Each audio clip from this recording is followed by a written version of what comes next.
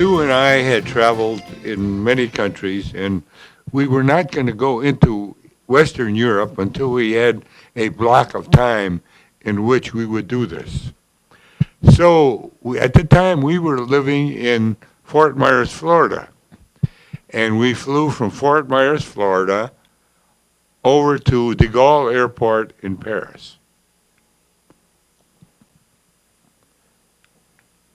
And we went into the Eiffel Tower and had food in one of the restaurants in the Eiffel Tower.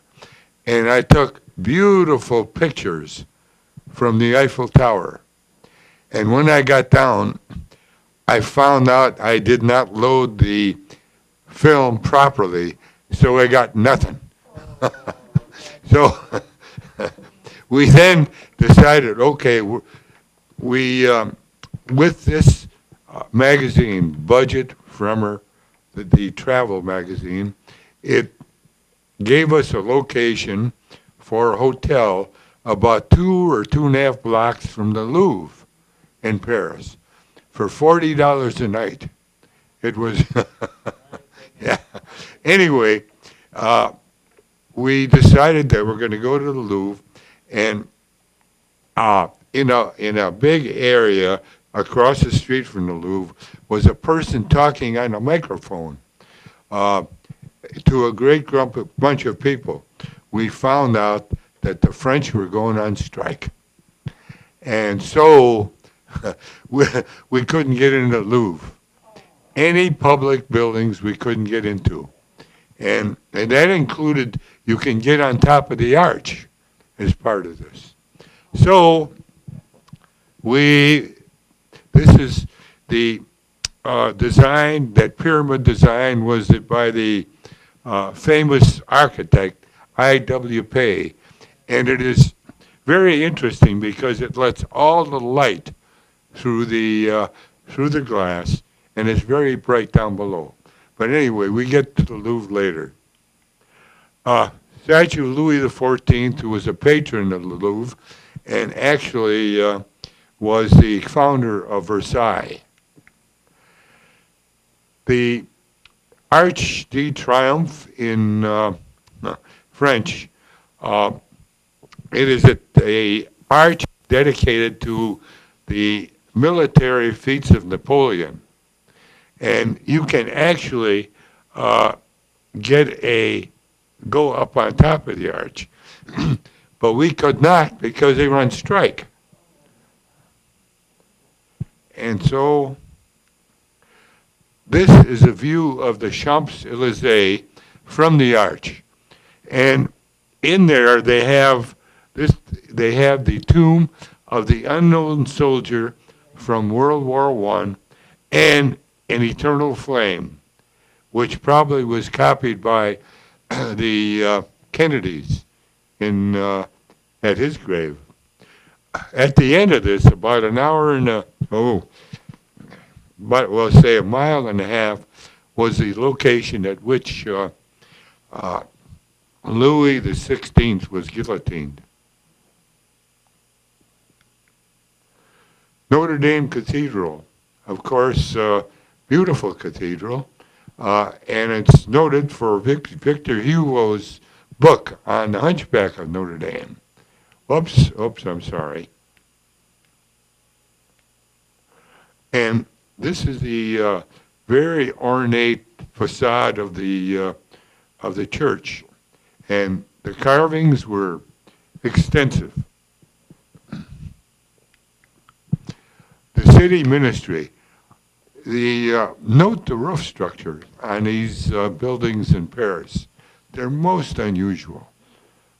And I'm sure we could have, while they have a gate there, I'm sure we could have gotten in, but we didn't have the time. Hotel de Eval, etc. It's not really a hotel. It is a building that housed wounded soldiers and homeless veterans from the wars. And these are cannon that were captured by Napoleon at Austerlitz, which was the big battle. He fought the army of the Tsar, the Russian Tsar, and the Austrian troops, and won a tremendous victory. I've often wondered what would have happened to Europe if Napoleon had not invaded Moscow and came back. And I think you're probably familiar with the War of Napoleon going into Moscow. It was a disaster for him. We are on top of the department store called La Samaritaine, and on the parapet are paintings of what you see when you look in the distance. 360-degree panorama of Paris. And here you can see the Seine River and, of course, my disappointment, the Eiffel Tower. This is it's a picture of what are called flying buttresses, which were structures that held up roofs in virtually every cathedral or church in Europe. You'll notice that most of the churches do not have columns. The roofs, the interior is free, and it's free because it's held up by these arches. They call them the fly buttresses, but they're actually arches that go across. Here we were unfortunately late to get into the Rodin Museum. Rodin was a sculptor, a famous sculptor, and in the yard was a statue of, he called the Thinker, one of his most famous statues. The Pompidou was not a governmental structure, and it was open. It was a museum, very, very interesting, had Calder sculptures, etc., more modern. And this is a view from the top of it. Take a look at how close those buildings were. You wonder how they did them. And of course, the roofs were always very interesting. This is a view from the top of the Pompidou, and again in the background, all the various types of roofs they have.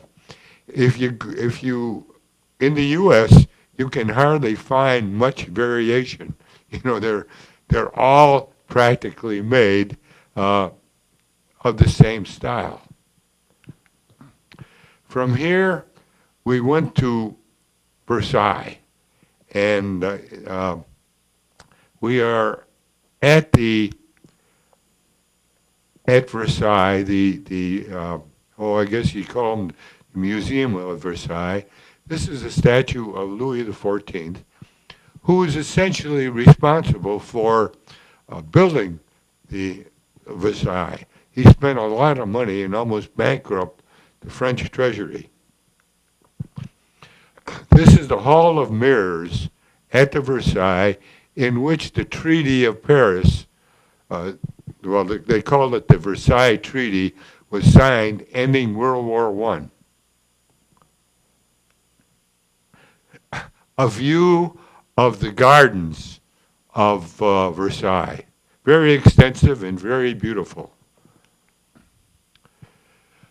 We have now left Versailles and are on our way to a place. Driving down the road, we saw a sign, bed and breakfast at Chablis. And so we decided to stay there. And this was the bed and breakfast. A beautiful structure and very friendly proprietors. And that's our little Peugeot in front of the building.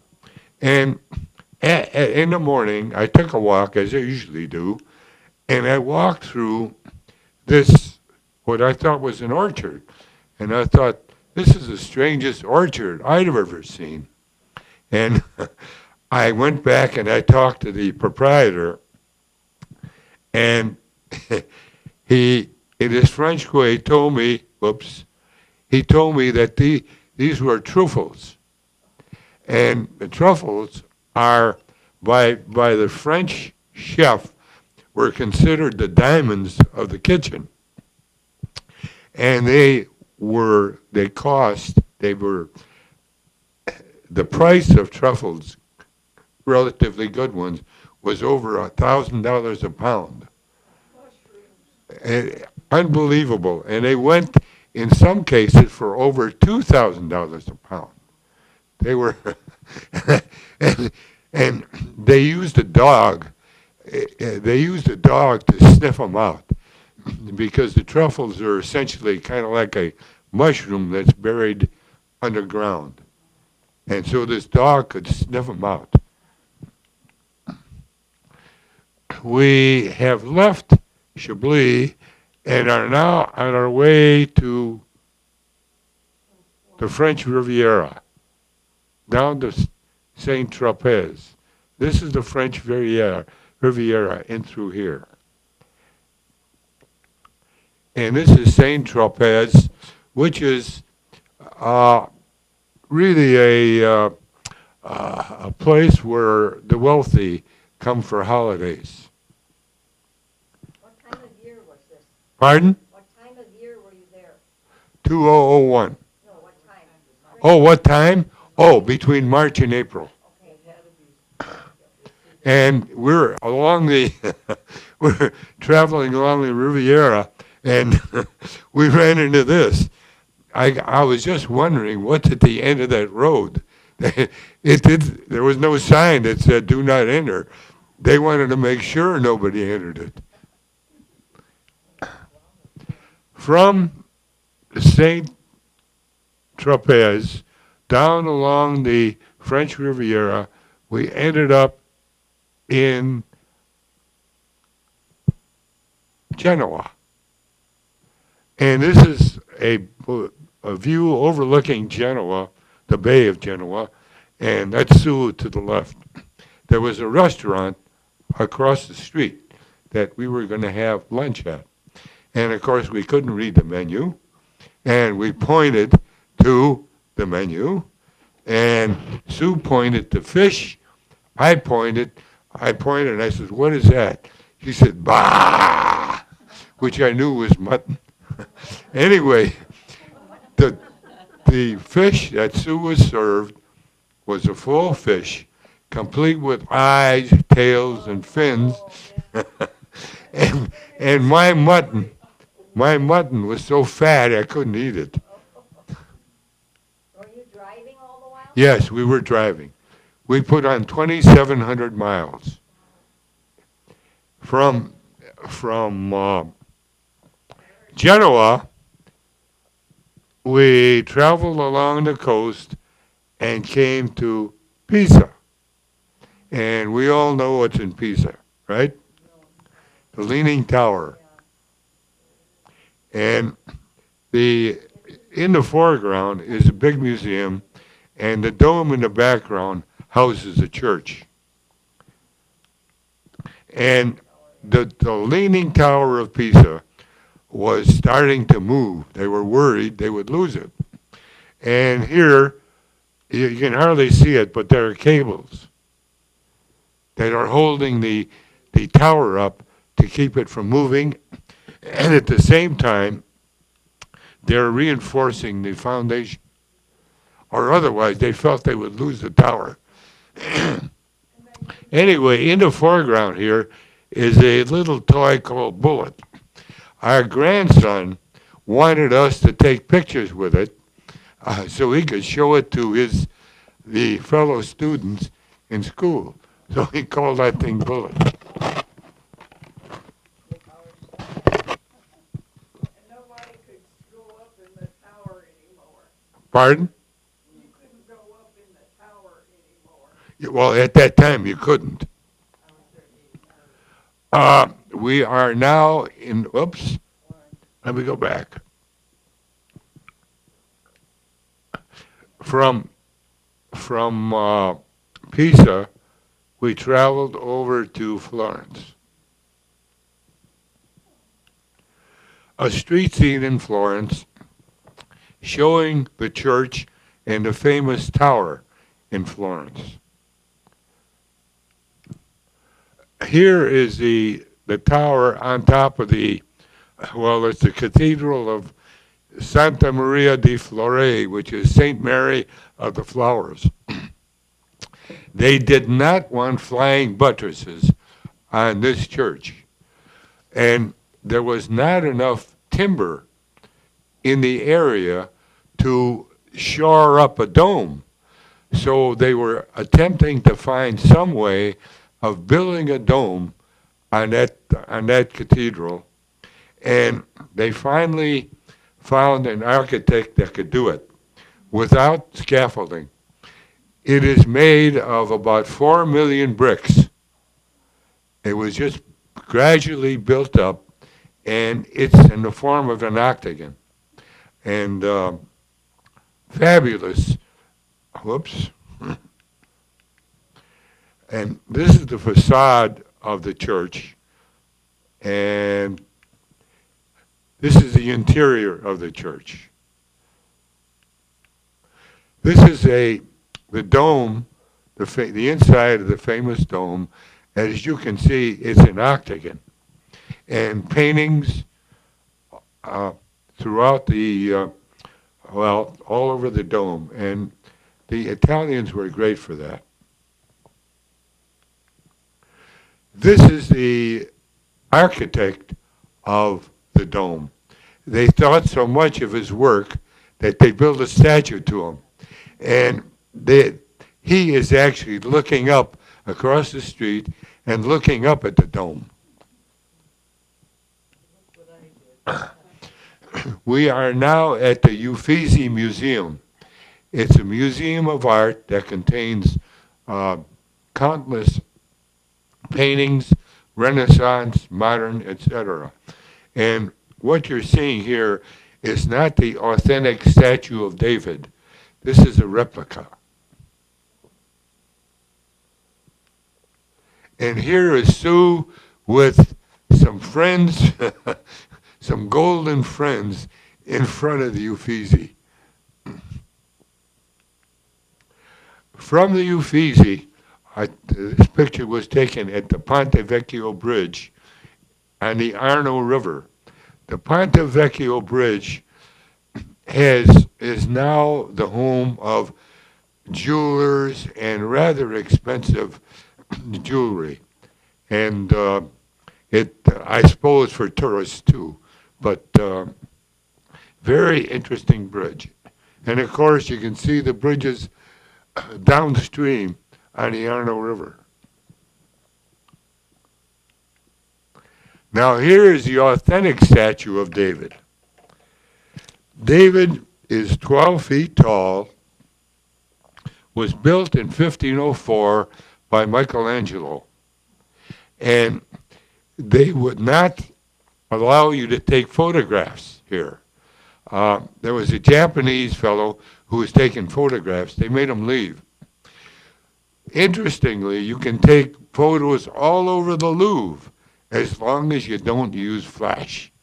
But they wouldn't let you take a picture of David. And I said to myself, I'll be darned if I go to Florence and don't get a picture of David. So I shot him from the hip.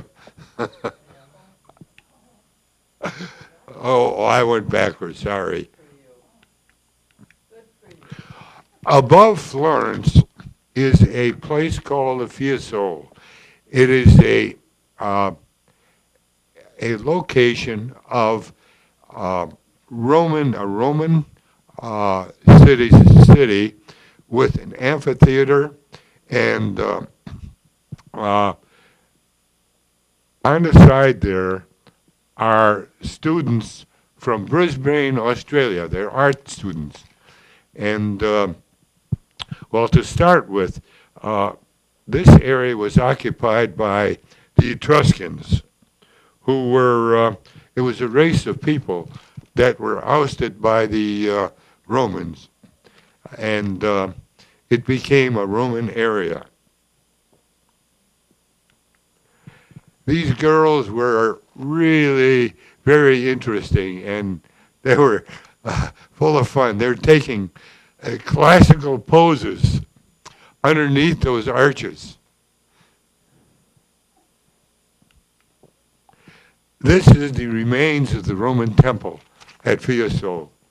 Now, as I was leaving the entrance to this, there is a park that overlooked Florence. This is way above Florence. It's at the end of the bus line. And somebody said, Ray, and I kept on walking. He said, Ray Kocol. I turned around, and 1 in a million was my brother-in-law, Sue's brother, Wendell. And they were going through Italy. They were interested in cattle. They were being squired by the cattle agency in Italy. I guess they thought they were going to be buyers of cattle. Well, anyway, they did not know I was going to be here, and that was the most unusual place anywhere to meet somebody. There was 1 in a million. Anyway, this person here, the woman, is really an American. She married an Italian person, and they run an olive industry. They sell olives, and they make olive oil. But the reason he was here, they were there, was she was fond of animals, to look at her prize bull. And unfortunately, you don't see it too well. This particular bull is called a limousine, the type of bull. And you'll notice something different about this. You see these booties, plastic booties? They were worried about the mad cow disease. And so anybody that got anywhere close to that bull had to wear plastic booties.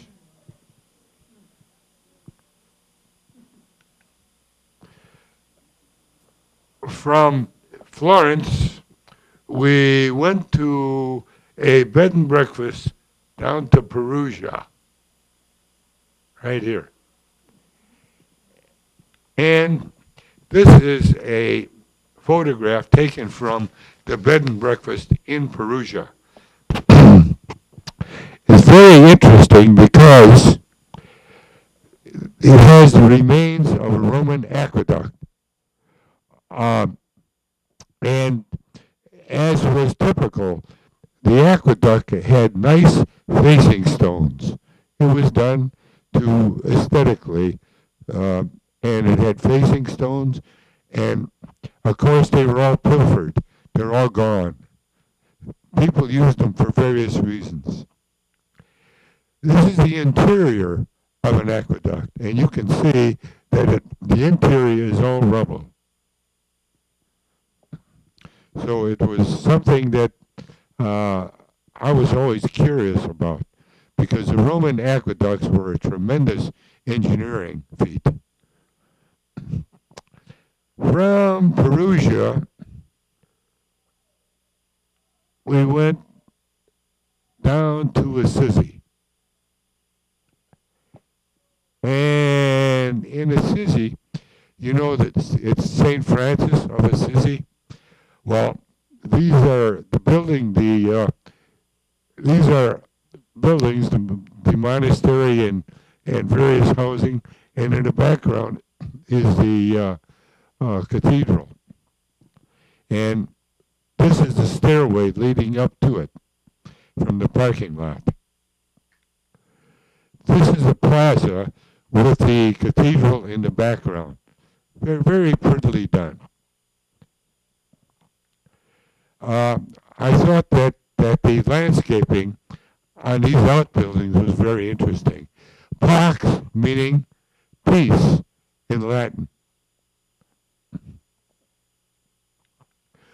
Uh, Assisi is a hill, and you keep walking up this hill until you reach the top.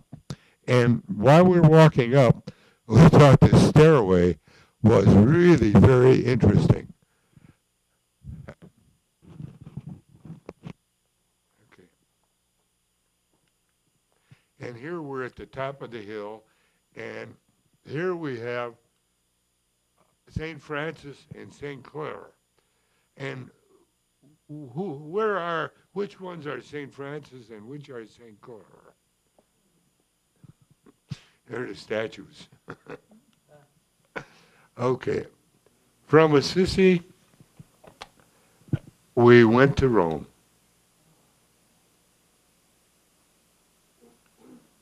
And we are now in Rome. In the Vatican. This is the plaza in the Vatican. And St. Peter's in the background.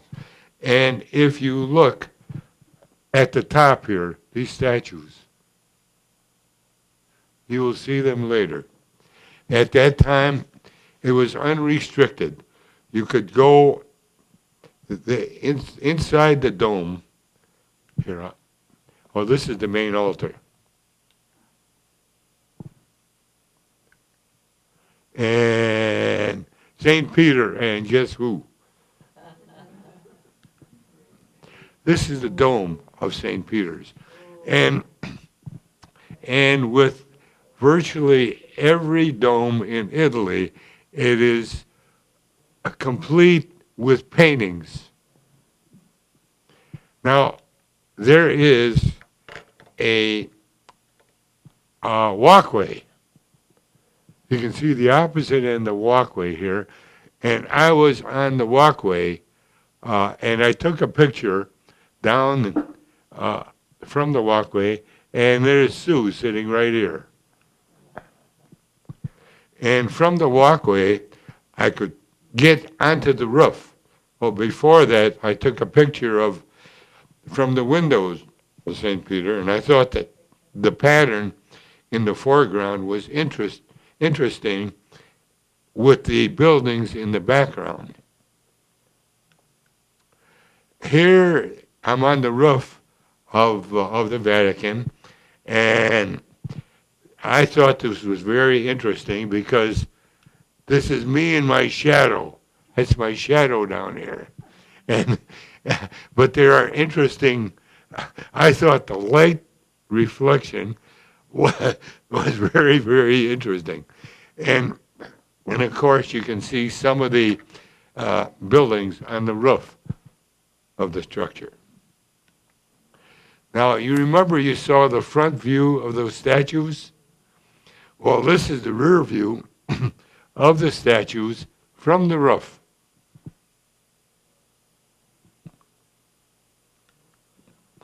This is a shot down the corridor of St. Peter's. Not too well done.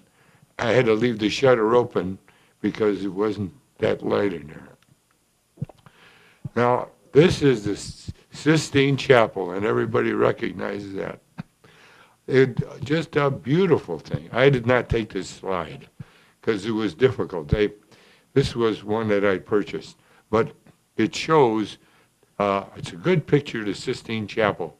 And the detail done by Michelangelo, just beautiful.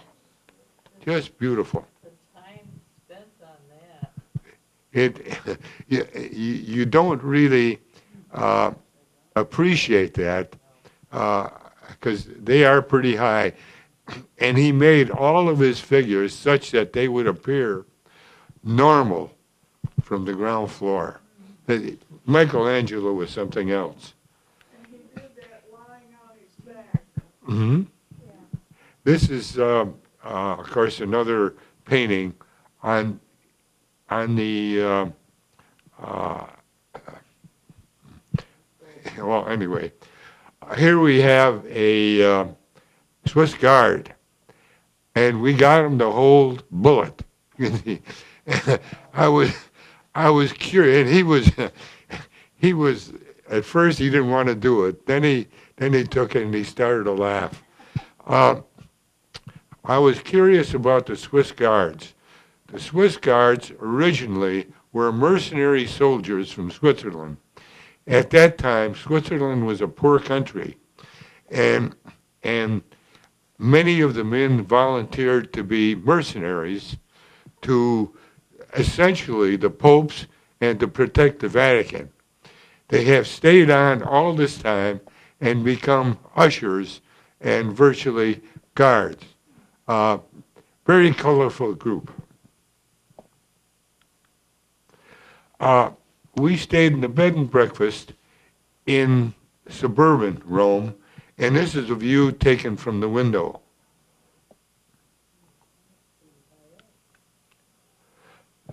The Victor Emmanuel Monument. Victor Emmanuel was the first king of Italy, and they decided to build a monument to him, and there was a lot of controversy about it because, of course, it was very expensive, and a close-up, you can see how detailed it is. And some of the Romans and some of the visitors called this the wedding cake because of its ornate design. Below the building is the tomb of the unknown soldier from World War I. A view of the Roman Forum as it exists essentially today. Of course, the Romans were very, I should say, politically conscious, and they made sure that all of their buildings were elaborate, beautifully done. Another view of the Forum. The Trevi Fountain. Now, the Trevi Fountain was built in 1762. It was originally supposed to be at the end of the aqueducts, the Roman aqueduct, but they decided that they would put it in the middle of Rome. And it was built in 1762, and you remember Three Coins in the Fountain, that movie? Well, a lot of people still do it. You're supposed to take the coin and throw it over your left shoulder. And there are 3,000 euros in the pond every day.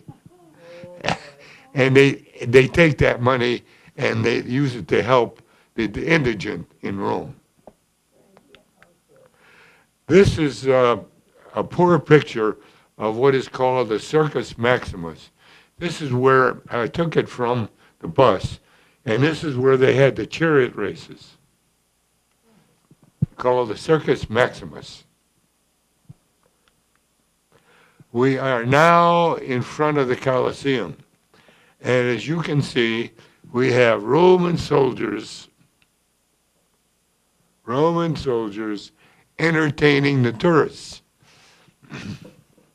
And they were, as you can see, they were really enjoying it.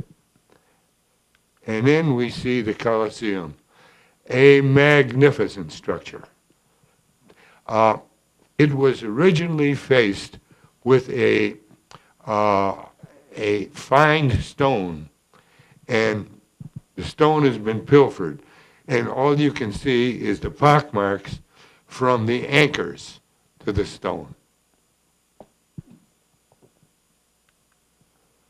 The entrance to the Colosseum. I bought a ticket. It was a long line to get into it. I bought the ticket, and when I got to the turnstile, I asked the gentleman there, where was the washroom? He said, there is no washroom in the Colosseum. It's out there. So I went out there, and when I went out there, I met a number of Americans. Had a great conversation. When I went back, he looked at my ticket, Said, no, no, no, no, too late, too late. I said, look, if you think I'm getting in the back of that line again, you're nuts. I'm going in. Okay, okay. He let me in. Did they all speak English? Pardon? Did they all speak English to you? Yeah. Yeah. Anyway, this is an interior view of the Colosseum. Just a magnificent structure. This is a better view. At one time, this entire area was covered with a plank, and I presume it was wooden planks, and that's where they had the gladiators, excuse me, and the wild animals, and etc. You know, there was a talk about Christians being fed to the animals, but this was not true. It was just a fable. There is no evidence to indicate that that really happened. And at the time, it's hard to believe, but they actually had cables spanning the roof, and on the cables they had fabric, which created a fabric roof over this thing. So, yeah, it's just a fabulous structure. This is a photograph of the lower area of the Colosseum. This is where the gladiators, the animals, etc., would come out and up to a stairway up to the platform. This is an indication of how intricate the Colosseum is. Take a look at all the different, and these were all made of stone, all the different areas and arches, etc. And of course, the first platform up here. I don't know how many slaves it took to do it, but it must have been plenty. Here's another view of the Colosseum. And you can see that they have erected a platform for tourists, for us tourists. But I went up into the upper parts of the Colosseum to take these pictures because I thought that all the elements of it were just fascinating. This is the Arch of Constantine, and it was built in about 300 BC, AD. It was a tribute to Constantine in his military victories. And I think the arch in Paris was probably copied after this one. This picture was taken from the Colosseum. The Pantheon in Rome. The Pantheon was an amazing structure, was once a Roman temple. It has a dome, which you see part of it. You see part of the dome here. The dome is 142 feet in diameter, but it was built with scaffolding and made out of concrete. And at that time, way back when, the Romans were able to make structures out of concrete. They were very, very advanced. It was built in 126 AD, and it now houses a Catholic church. This was during the Easter season. This is an interior of the church itself, and I didn't get a picture of the dome. After Rome, we traveled from Rome to Pompeii. And in Pompeii, it was the city that was inundated by Mount Vesuvius, which you see in the background. Now, Mount Vesuvius originally had a shape, it was a big mountain that shaped something like this up here. And it had a population of about 20,000 people. And Vesuvius erupted in 79 AD. And the city was buried under 13 to 20 feet of ash. My goodness. And the people were killed not from the ash, but from the heat of the molten ash as it came from the mountain.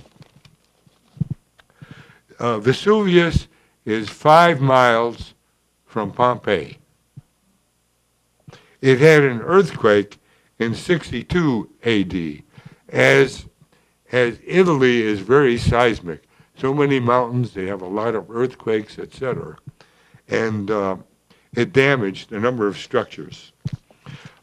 There was another city, about 15 miles down the bay, called Herculean. The Pompeians were the people that had more wealth, and the Herculeans were people of basically average means. They were inundated with Vesuvius also. A typical street scene in Pompeii. Oh, golly, I'm jumping the gun here. And you can see in here, you can see that Vesuvius in the background through that arch. Whoops. A picture. They had a lot of frescoes that they've uncovered. And here is a proud Roman. Again, a street scene. And from Pompeii, we left Pompeii and went down to the Amalfi coast. And this is the city of Amalfi, along the coastline. Beautiful area. This is a scene on the Amalfi coast. And as you can see in the background, it's very mountainous, right up to the sea. Another view of the Amalfi coast. And one more view. You know, you look at that and you wonder, how did people ever get home? You know, the Italians had to have been very, very fit. But the entire area was just beautiful. From Amalfi, we're going back past Rome to a famous place called Monaco. And those of you that are familiar with World War II probably know about Monaco. Monaco was defended by the German army. As the American army made headway at Salerno and were going inland, the German army formed a defense line. And one of the key points to defending Rome was at the monastery at Monaco. Now, the U.S. Air Force thought that they would obliterate it by bombing it, and all they did was to create fortifications for the German army. There were about several attempts to take the heights at Monaco because it controlled the entire valley. There was nothing that could move down below that was not under the guns of the German army at Monaco. And strangely enough, after several attempts, it was taken by the Polish army. I have a cousin in Poland whose husband was in the Polish army that captured Monaco. And he is full of details as to how it happened. We are now going from Monaco up to Venice. And you can see that, again, it's on the other opposite coast, on the Adriatic coast. the Grand Canal in Venice. Uh, and we are on a boat that's kind of a bus that you pay a fee and you can ride on that thing all day. Yeah, and it stops at various points along, kind of like a streetcar, but very, very interesting.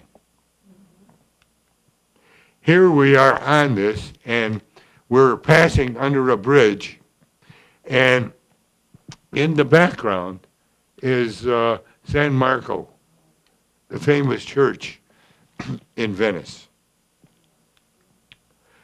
Here are a bunch of, I don't know what you want to call them lookers at the boats down below. And I think I know that one. Here, this is a side channel in Venice, and in front you can see our little bullet. This is the famous church of St. Marco, and it's a beautiful plaza, and it has a number of shops around, and probably one of the greatest stopping points on the water bus. This is a poor picture of the inside of St. Marco. It was an exposure shot, and of course, people are moving, so it's not too good. This cross has a great history, of which I've forgotten. But anyway, after we left Venice, we traveled up to Innsbruck, and we traveled through the Italian Alps. And thus ends the presentation of part one, because from here on in, it got to be too long if we had done the whole thing. And from there on in, we went through Austria, Germany, back through France. And it was a wonderful trip. So anyway, I thank you for being a great audience, and I hope you enjoyed it as much as I enjoyed doing it. When are you going to show part two? Pardon? When are you going to show part two? The next Well, whenever, I think next month. on our calendar? Yeah, it's on the calendar. It should be on the calendar. Went through Jolene. Well, good. Very enjoyable. Yeah, thank Tell us how you traveled. Was it only by automobile? Automobile all the way. We paid for the automobile in the States, and we were members of the youth hostel, so we stayed in some youth hostels, but almost all bed and breakfast, and occasionally a hotel, but very occasionally. And when the location at which we picked up the car was right in back of the arch, and we got there in the afternoon. We had originally paid for a economy car, but they were all through with the economy cars. They didn't have any left. So they gave us this Peugeot, which was a beautiful car. And yeah, and the interesting thing about it is that it was good for gas mileage. The gasoline was, I think it was about $1.05 per liter at the time. So automobiles were very expensive. They had superhighways that were equivalent to our highways or the Autobahn or whatever. The French had them and the Italians had them. The Italian one was spectacular because it was along the coast and through the mountains. You would go through a tunnel, and then a very deep bridge, and another tunnel, and a very deep bridge. And one thing that was significant about these roads, there was no speed limit. If you were traveling 90 miles an hour or less on the inner lane, it would be beep, beep, beep, beep, move over. Cars were going up to 110, 120 miles an hour, you know. uh, and of course, we didn't see any accidents, but I suppose if there were an accident, it probably was fatal. How long were you gone? We were gone for 40 days. 40 days, wow. 40 days. And I've got many slides that I chose not to include because of time limitation.